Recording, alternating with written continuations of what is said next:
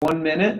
In the meantime, love to answer Jennifer's question here, who's asking, can you clarify, are we able to accept payments and process in advance of October 17th Give Day? The answer is yes. You can, through the platform online, you can currently have your donors schedule donations.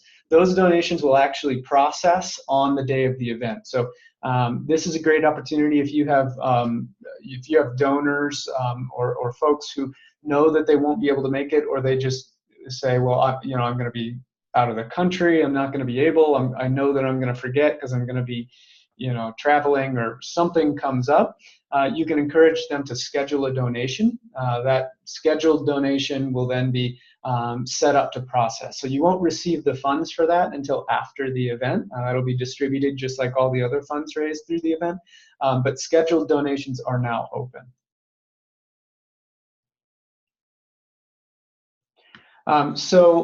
With that, we'll go ahead and dive right into this. So again, just for anybody who joined us late, my name is Joe O'Brien. I'm a senior product manager here at Civicor. I work on our giving platform, as well as run specific giving events for clients of ours around the country. Civicor is a public benefit corporation who works only with nonprofits, and we work in a number of different spaces, but giving is one of our primary areas where we run giving events around the country. Right now, we run about 30 to 40 giving events a year around the country, and through those giving events raise, between 100 and 200 million dollars a year, depending on how they go.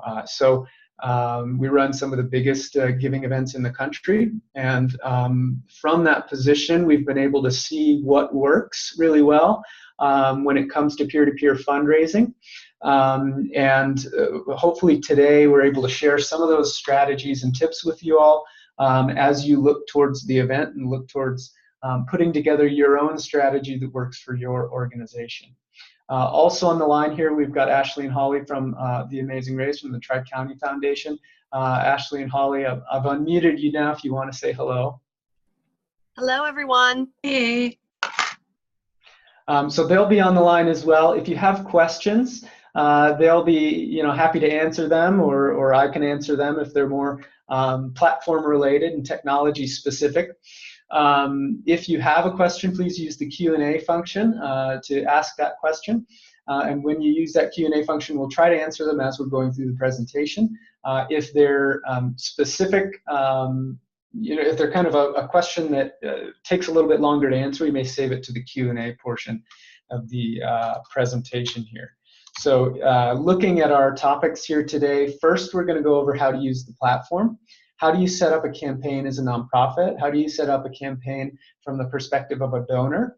And then how, as a nonprofit, can you manage your campaigns to ensure that you know what's going on?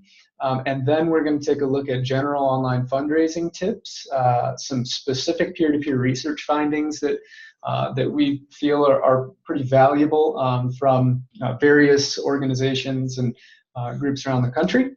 And then peer-to-peer strategy specifically for nonprofits, so some takeaways specifically for nonprofits that are tied into these research findings and fundraising tips, and then a Q&A at the end for us to ask questions, have them answered, and do our best. So we're recording this session, and in addition to that, I'll be happy to share the slide deck here, as well as other research findings, documents that we've pulled, so you all can go through in more detail if you have questions about some of these high-level items. There's a lot more behind these, but today we just have a short, small amount of time. So we're going to dive right into how to use the platform, and in order to do that, I've got to jump out of our presentation here. So how to set up a campaign as a nonprofit. So this back end should look familiar to you.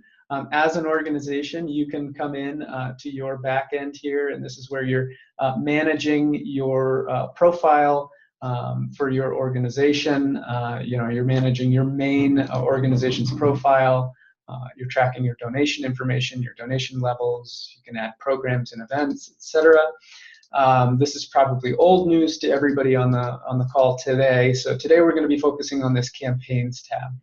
So if you click on this Campaigns tab as an organization, you'll probably won't see anything right now, but this is the area where if a donor creates a campaign on behalf of your organization, this is where you'll go to manage this campaign. You'll receive an email notification outside of the system when someone sets up a campaign for your organization that lets you know, hey, you've got a new campaign, go ahead and go into the system and check it out. But this is the primary area where you're able to manage that. You're also able from here to create campaigns on behalf of the nonprofit, on behalf of the organization. So we recommend that most of your campaigns be donor-led campaigns. They're led by donors of yours or volunteers or board members, but you do have the ability to create campaigns on behalf of the nonprofit. And later in the presentation, we'll go over some specifics on what that looks like and what are some ways that you could apply creating a campaign for your nonprofit. Right now, we're going to go over the mechanics, and then we'll talk a little bit about strategy here in a few minutes. So on this page, you're going to see a few different sections. You're going to see your active campaigns, which is a list of any campaigns that are currently live on the website that are running right now. You're also going to see deactivated and declined campaigns. So these are campaigns that either someone submitted and you declined their campaign for one reason or another. You'll see those listed there, or any deactivated campaigns which are no longer live on the website. So these are campaigns that have been created but don't show up anywhere and can't really raise funds. You'll also see if you have campaigns that have been submitted for approval. You'll see an additional section, just like active campaigns and deactivated and declined campaigns, that say I think it says campaigns awaiting approval or submitted campaigns.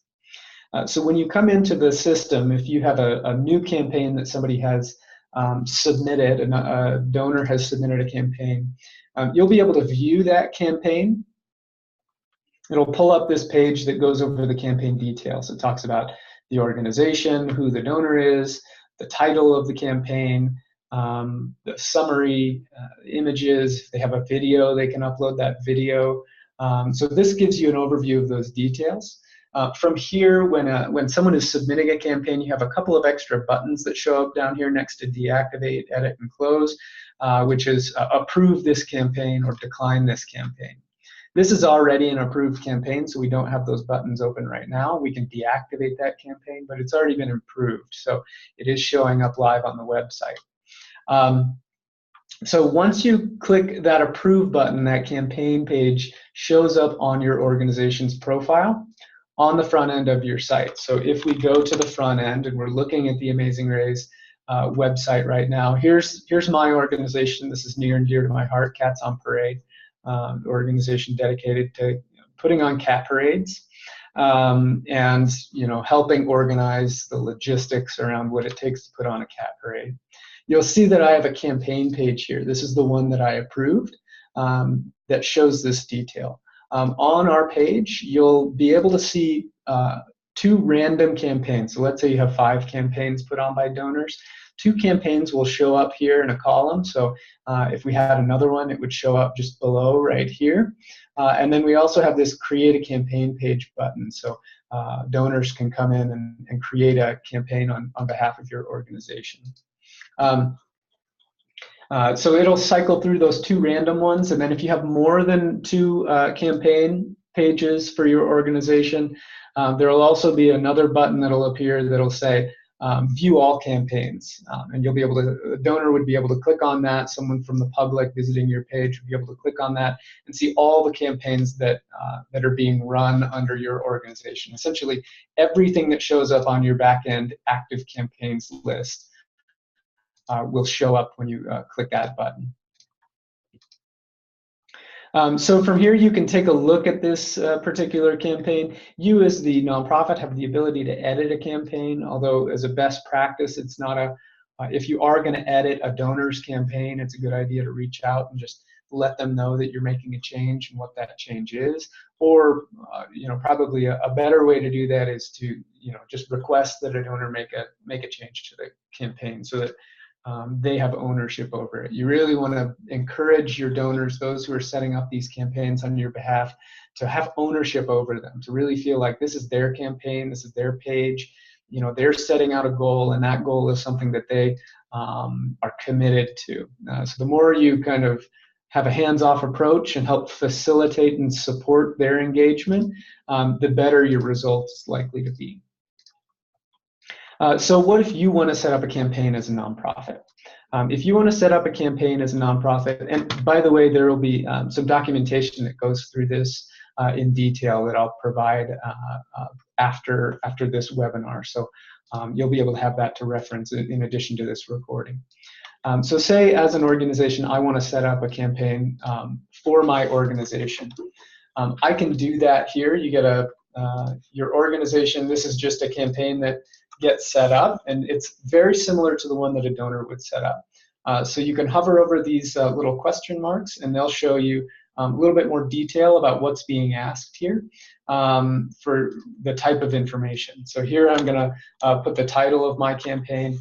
We're going to call it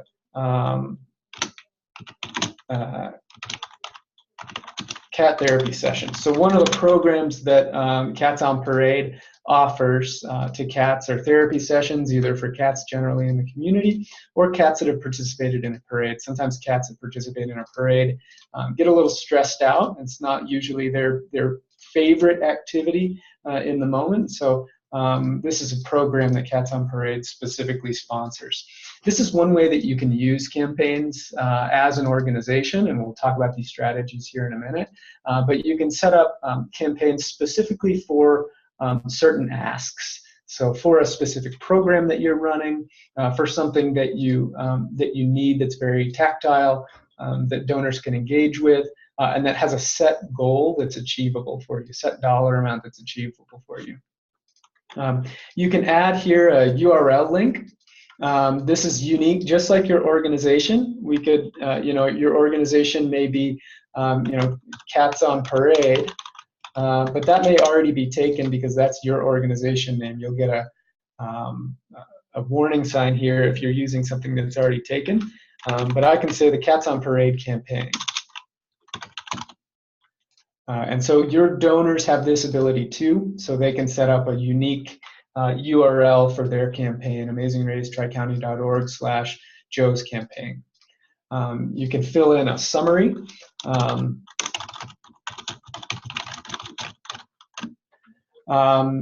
And choose a number of different options here. If you have an incentive fund, this is more specifically for your donors than it is for you, but you do have the option to use it. But an incentive fund is essentially the same as a matching fund that you might have as an organization. So your organization has a match amount that you've secured from a donor or a board member or an employer or something like that, a corporate sponsor. An incentive fund works in the same way. The donor who's setting up a campaign on behalf of your organization can say, I'm going to match $500 from my own pocket up to $500. So, that donor can say, I'm going to contribute up to $500 in match. So please donate to my campaign to meet that match. Or could say, for example, my employer said that they would match my campaign. I went to them and said I was running this, and they said they'll put $500 of match pool amount towards that. So that's the way you can use that incentive fund if you're a donor. As a nonprofit, you probably won't really engage with this, because if you have a match amount, it's better to put it on your actual organization's page, on your main page, so that it gets tracked and adds to your donation amount. So you can go through, add a video URL, a photo for your campaign, and anything else that you want to add here. Personal appeal is a one-sentence piece that goes there. And then finally, the goal for your campaign. So what is it that you're trying to raise for this campaign? This goal creates a progress bar. As we can see here, the goal is $1,000 for this campaign. If we click on it here, And as people donate to this goal, as this raised amount goes up, the percentage amount for that campaign and this progress bar goes up as well. So you can kind of have this gamification, this changing value that's showing up throughout the day as you're raising funds. So this is how you can set up a campaign on behalf of your nonprofit. And we talked a little bit about how you can manage your campaigns here. Critical to note here, really, really important for everybody on the call to remember if you're planning on using campaigns, make sure that you are checking this and that you, on a regular basis, the ability to create campaigns and edit campaigns is the same for those donors as it is for you when it comes to the deadline for making changes to your profile. So when your profile becomes locked, which I believe is about a week before the event, your campaigns will also be locked for editing. So you want to make sure over the next month or so, as we're getting close to the event, that you are actively looking in here to make sure all of the campaigns you want to show up publicly are listed here in this active campaign status, and you don't have anything in deactivated and declined, and more importantly, you don't have anything sitting in that submitted list that may not end up on the page because you didn't approve that campaign. As a nonprofit, you have to approve all the campaigns that donors submit on your behalf so that you can ensure that they're representing your mission and your organization appropriately. So do make sure to keep an active tabs on this to make sure the right campaigns are being represented for your organization. So quickly going through how to set up a campaign on behalf as a donor so that you can instruct your donors on this process. We're going to go through that real quickly and then switch over to specific strategies and tactics. So in order to set up a campaign, a donor needs to have an account on the platform. That way they can log in and make changes and have ownership over that campaign. And they can also see other account details and information about their campaign. So to do that, when a donor first comes to the page here, they're going to show up here on the page and they're going to go to log in. They're going to hover over this and click on donor. This is going to take them to a login screen. For most, if not all of your donors, they're going to want to create a profile unless they have one saved from last year, in which case they can log in. I have a profile here already set up, so I'm going to just log in.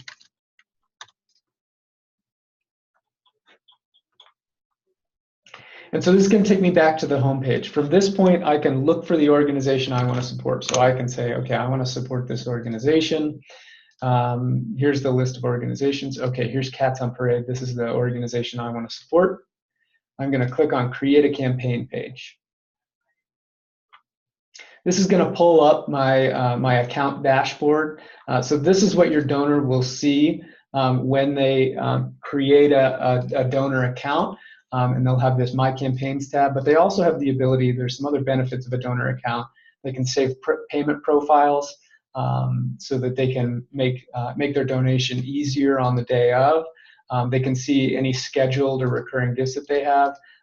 They can see their donation history, so what donations have they made on the platform previously, and they have general account details that they can edit as well about their account. But today we're focusing here on the campaigns area. So the donor largely fills out the same form that you just saw. They're filling in their title, their URL link, their campaign video, etc.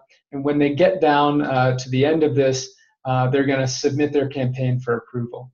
They can save their campaign if they're not ready to submit it for approval. They want to work on it a little bit more. They can hit that save button. That'll save it for them, but not actually submit it to you for approval. So you do want to check in on donors to make sure that they are submitting those campaigns for approval to you. It's important to let them know. If they save it, it's not the same as submitting for approval. This is their ability to save and come back to it before they submit it to you. Once they're ready, they'll submit this campaign for approval, and then they'll be able to go to their campaigns and see the list of any campaigns that they have. So they may have multiple campaigns over multiple years, but they'll be able to see that campaign, their goal, and the status of that campaign. So this is the one I created previously that we were looking at. So it's approved and it's current, which means it's approved and it's live on the site. For those that are submitting campaigns, it'll say submitted here is the status. They'll be able to view their campaign whenever they want. They can copy a campaign if they need to create one for 2019 for next year. And they can also see donors to their campaign. So they can look at who has contributed to my campaign, so that during the day of, let's say they know that they've got 5 people at their office who said they were going to contribute. They can come in here and look and see, okay, have all those people contributed? Or maybe they haven't, and maybe I just send them a text or something and remind them to donate. Donors can also schedule donations to campaigns. So as soon as your donor creates a campaign and submits it to you for approval, and you hit that approval button, shows up live on the site, and donors can start contributing right away. So just like a donor can schedule a donation to your organization, donors can schedule donations to campaigns as well. And so that's how a donor will manage that. They'll go through and create their campaign for that organization, for your organization, and then they'll wait for it to be approved. They do get an automated email when you approve their campaign that lets them know that it's been approved. So they'll be able to get notified. They don't have to keep coming back here to check that information. They'll also receive emails as they get donations throughout the event. So they'll be able to get notified, just like you are when you receive a donation on the platform. You get a donation notification email. They'll get a similar email. So that's about it when it comes to creating campaigns as a nonprofit, as a donor, and managing those campaigns. If you have questions about anything in that process, feel free to use that Q&A function to do that, to ask those questions, and we'll be happy to answer them. But I want to make sure that we have plenty of time to spend talking about specific fundraising strategies and tips so that you can use this functionality to best effect. So let's dive right into it. So these are some general online fundraising tips before we dive into peer-to-peer specifically.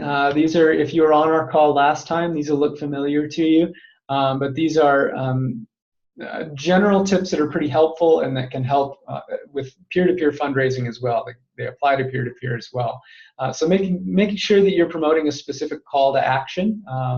Donors want to contribute to something that's moving. It has a moving target, it has a vision, it has momentum behind it. So looking for a specific call to action within your organization and promoting that to donors is kind of fundraising 101. Fundraising is a team sport, so make sure everybody in the organization knows about the day, everybody that works at your nonprofit, and see if you can get them to engage and commit in some kind of a way. It's not just up to the CEO or the executive director and the development director to fundraise. It's everybody's responsibility to fundraise for the organization. Publish a save the date. Make sure that you've got save the dates for the event in all of your communication channels with your donor network. Secure matching funds if it's at all possible.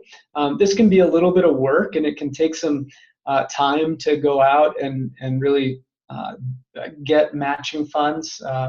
But do whatever you can to get matching funds. They're a major way to drive increased donations in online fundraising. Donors are more likely to give and more likely to give more when they see that there's a match amount.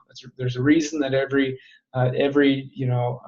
public radio fundraising drive talks about securing matching funds or unlocking a match.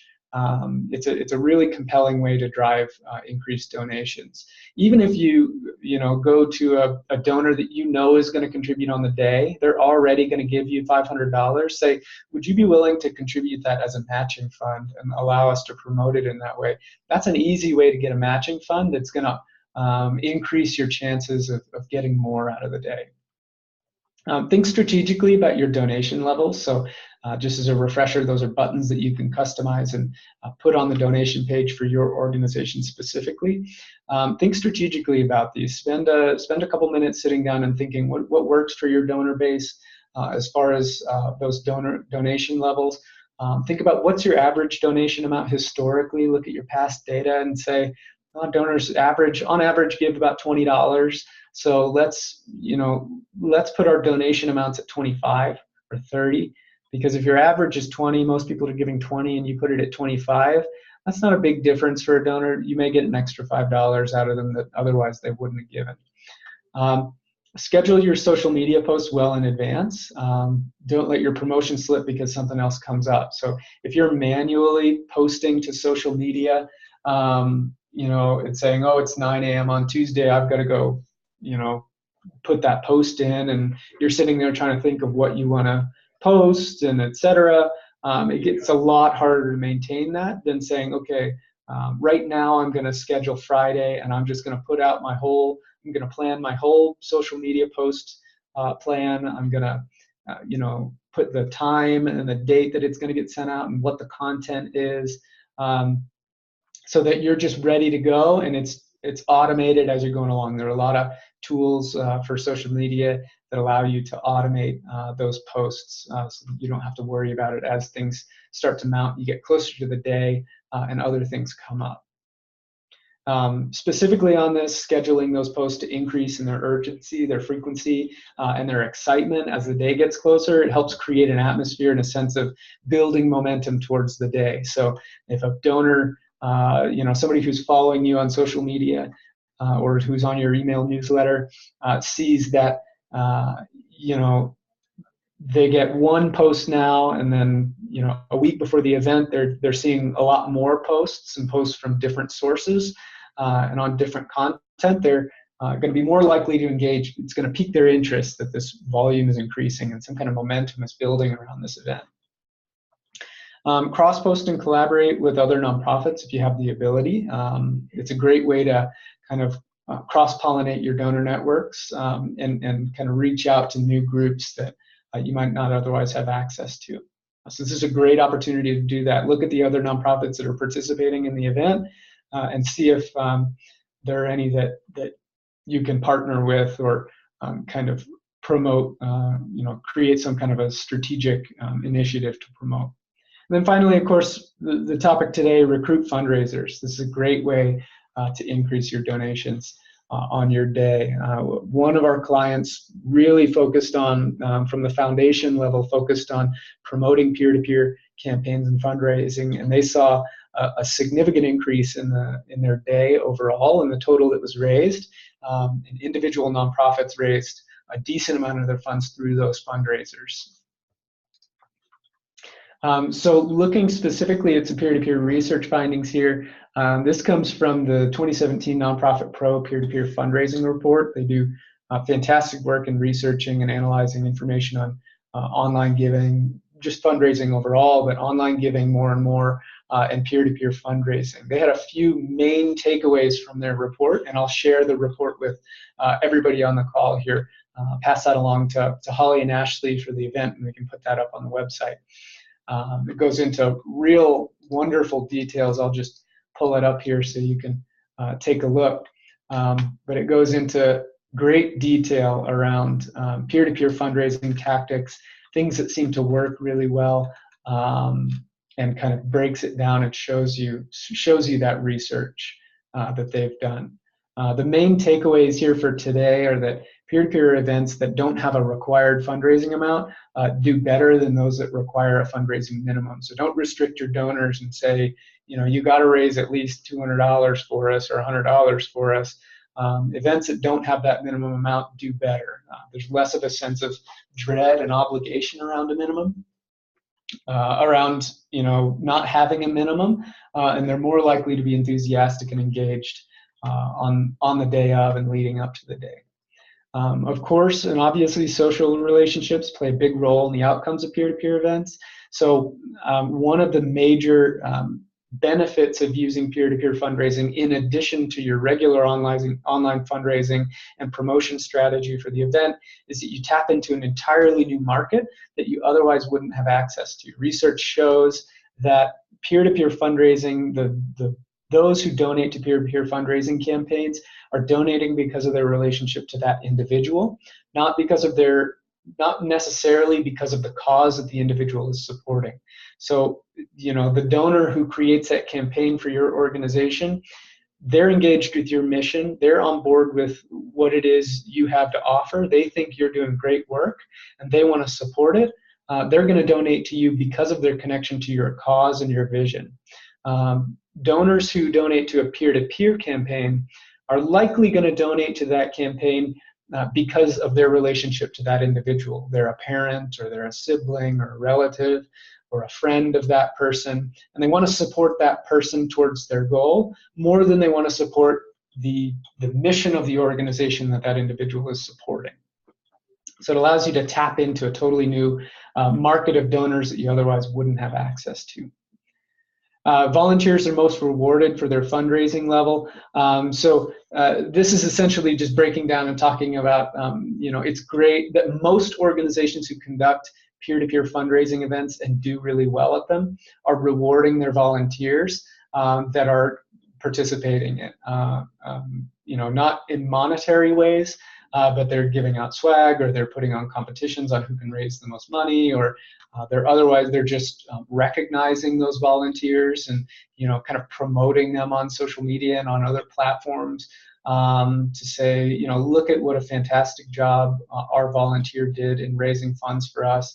It's going to go a long way, and we really appreciate that support. So public recognition, those campaigns do a lot better. Those organizations that commit to rewarding those volunteers who engage in that do a lot better than those who kind of have a more passive approach. And then the most successful fundraisers have an emotional attachment to the mission or the cause. So the most successful volunteers or fundraisers that are creating those campaigns on your behalf, they have some kind of an emotional attachment to your cause. They've been impacted directly by your nonprofit. Maybe they were a client of yours, and now they're able to volunteer and contribute to you, or a family member of theirs. They have a very strong connection. So when you're looking at trying to find people who you can ask to participate and create a fundraiser, that's a short list that you can start with. Those who you can say, these are the people that have the closest relationship to us, or have been really impacted and have an emotional attachment to what we're doing. Some other research findings. These are strategies from experts in peer-to-peer fundraising that we'll go through here. Focusing on what motivates people to act. Looking at past performance, always incredibly important. Look at what's worked for you in the past. If you don't have a lot of that information to say what's worked for you in the past, maybe you're a new organization, you're new in your role, or your organization just hasn't tracked that information in a diligent way, start doing that. That's a huge value as you build that information over time, as you're able to look back and analyze your information and say, which of the campaigns that we ran were most successful and why, so that you can put that towards future campaigns. Make it easy. The easier it is for donors to set up and create a campaign, the more likely they are to be successful.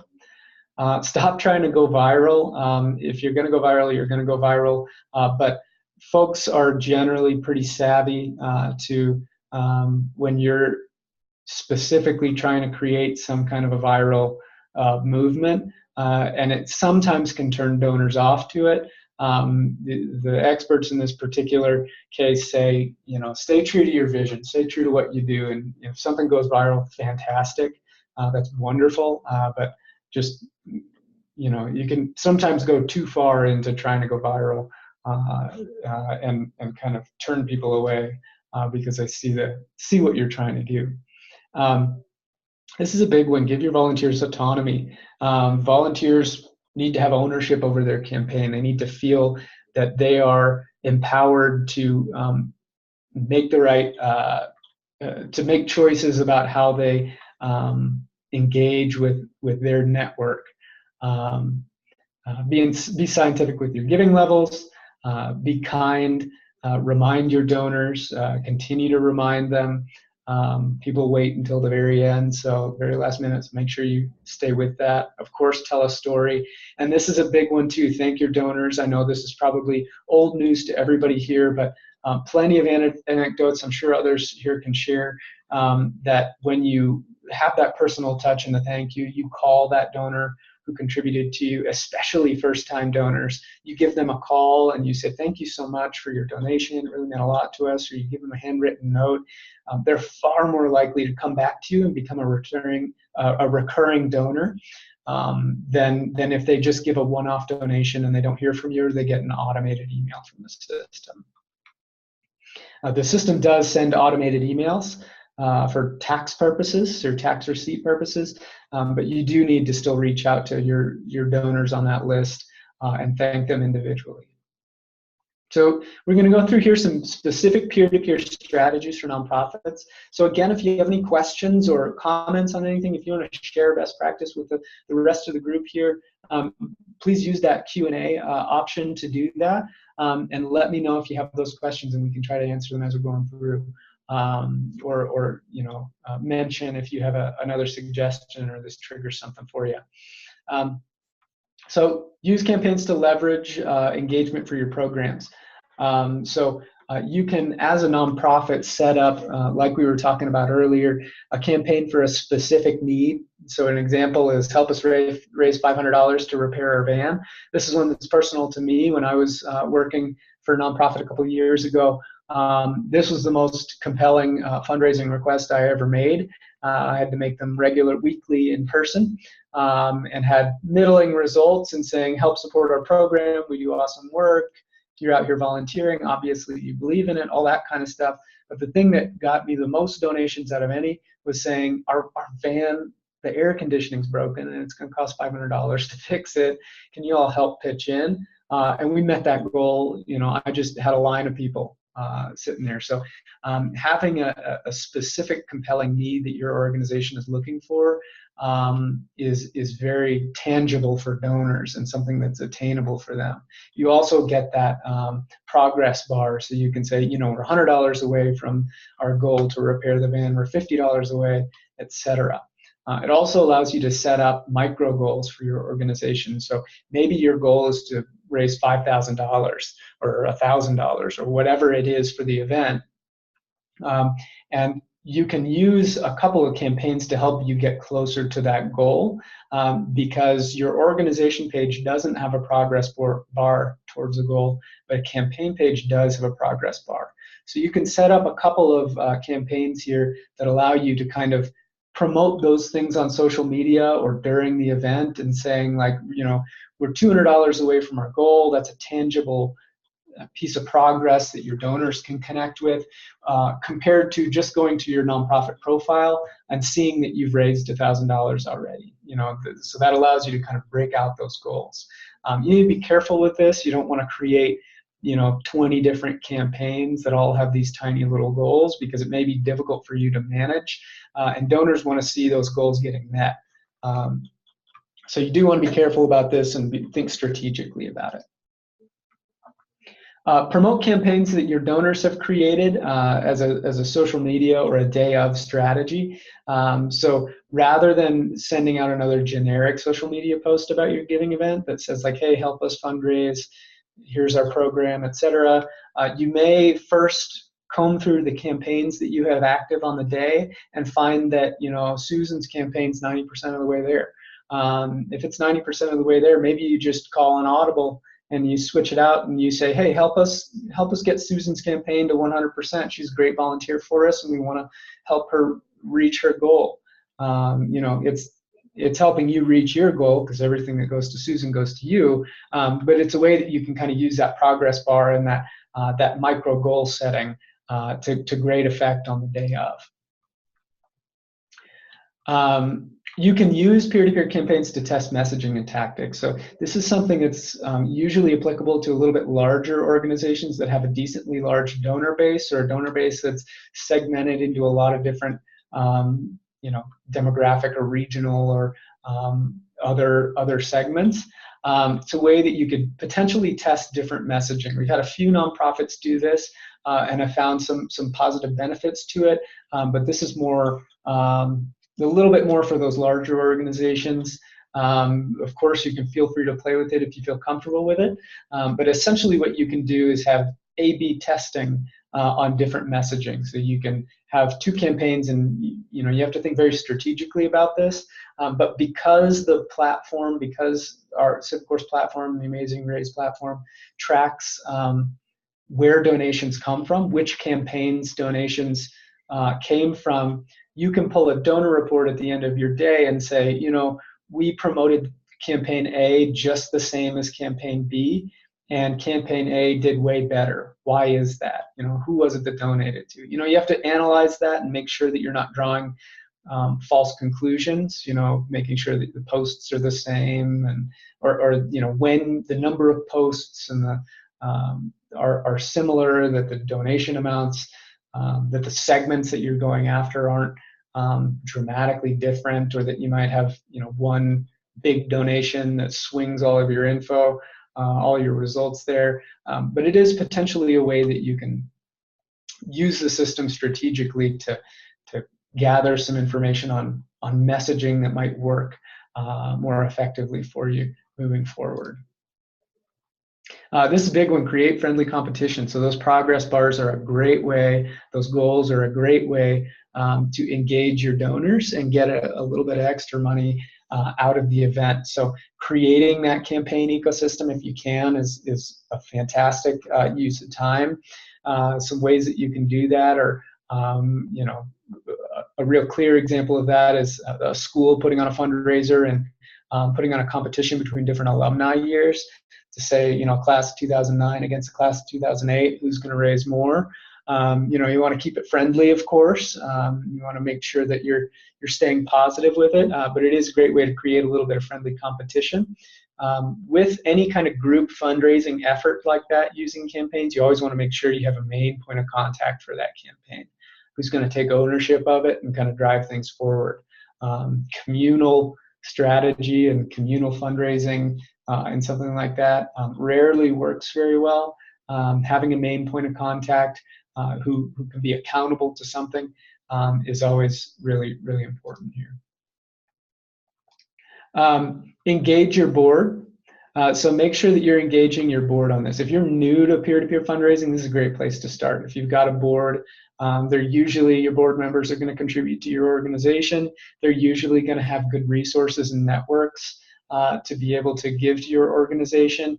But they're a great first group to look at if you're new to peer-to-peer fundraising to try this out. You can also, one thing that we've seen in a lot of our events that's pretty successful is where the organization sets up, essentially goes to the board and says, we want to do this, we want you all to raise funds through campaigns, and sets up a campaign page for each board member for the organization. Now, the important thing about this is that board member needs to be engaged. They need to have buy-in. You can't just set up a campaign on their behalf and say, hey, we set this up on your behalf. Here's the link to it. That's not enough.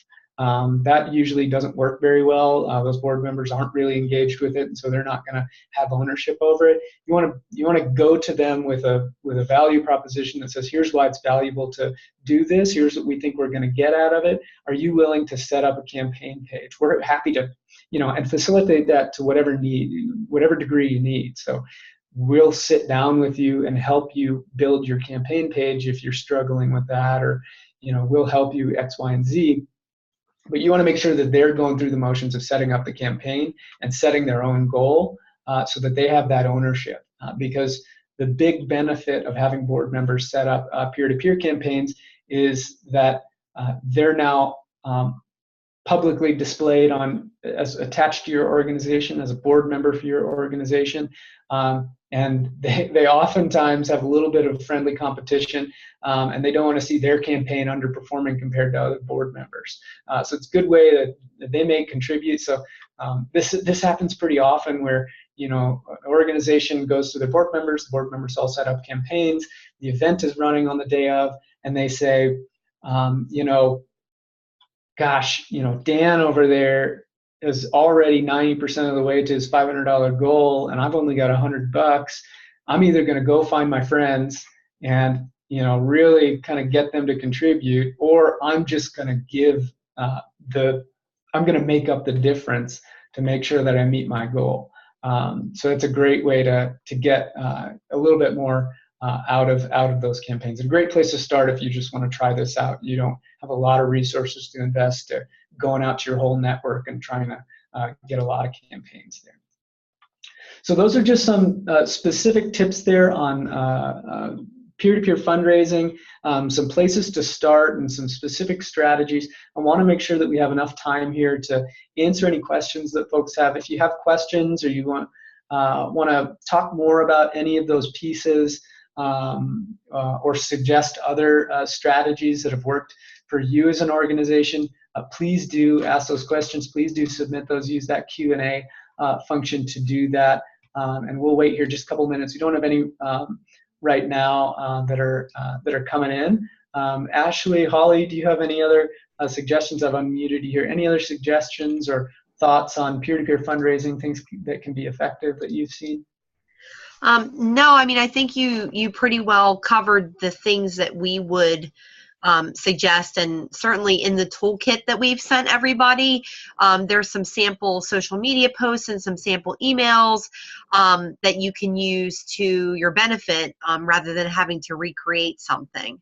Mm-hmm. Yeah, absolutely. Use what's available out there. You want to try to limit the amount of work you have to do. Usually with peer-to-peer fundraising, it takes a little bit to set it up in the beginning.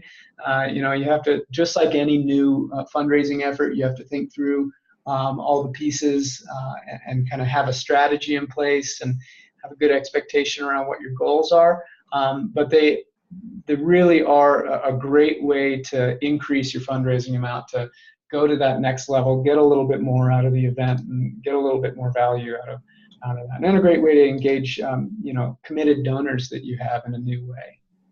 And another thing that I would suggest, maybe not for this year because we are getting close, but if you plan on continuing with Amazing Race for next year, is identify a champion either on your board or one of your volunteers or somebody that's on a committee with you to kind of spearhead this process for you, because I can sympathize with the executive directors on this call or the one-man band organizations where it's challenging for you to manage all of this. So one thing that we found helpful is identifying a champion within your organization that can do some of this outreach for you, so that can encourage your board to create a campaign and send them the links and the information. So if you don't have staff that can help with this, that person will be kind of your go-to.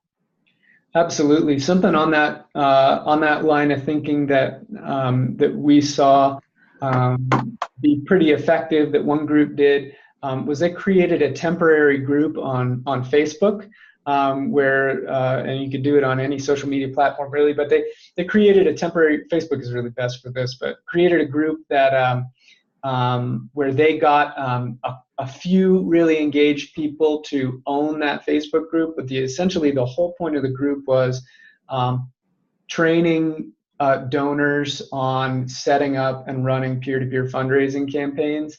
And so they just created that group, and then they invited people, and the organization helped facilitate that. But it was largely volunteer and donor-led, where they're sharing ideas. You're creating a little community where you can kind of speak directly to those individuals who have an interest in participating. So that's something that you could do if you had a decent number.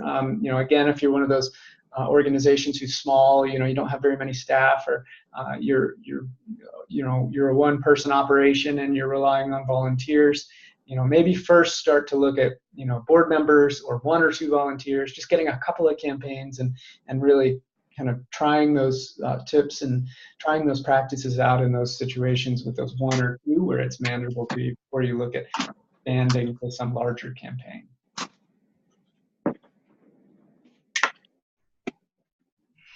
So we're not seeing any questions here that folks are having specifically, so we'll leave it open for just a minute or two more here. And in the meantime, I'll be sharing, again, these are some tips and strategies from some articles here on things that you can do for peer-to-peer fundraising campaigns.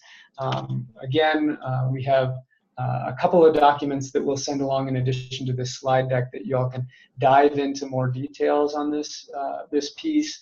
And please do, as you're setting this up, if you have questions about you know, the system itself and functionality around campaigns, or you're having any issues with it, feel free to pass those things along to Holly and Ashley, and you know, it's likely something that'll land on my plate and we'll be able to answer for you or address. So if there are no other questions, I think we're gonna call it here today. Hopefully this has been valuable to you all. Again, if I'm happy to, for anybody on this call, if you have specific questions or things that come up afterwards that you want to ask, I'm happy to answer those questions. You can email me at joe@civicor.com. You know, I have seen a lot of these campaigns and run a lot of giving events here at Civicor, and so may have some anecdotal information for you if you need it. But otherwise, thank you all very much for being on the call and participating. Again, hopefully it was useful to you, and good luck as you're preparing for the amazing raises here. We're excited here at Civicor, and I know Holly and Ashley are also very excited for the event coming up soon. So thank you all very much. We'll see you later.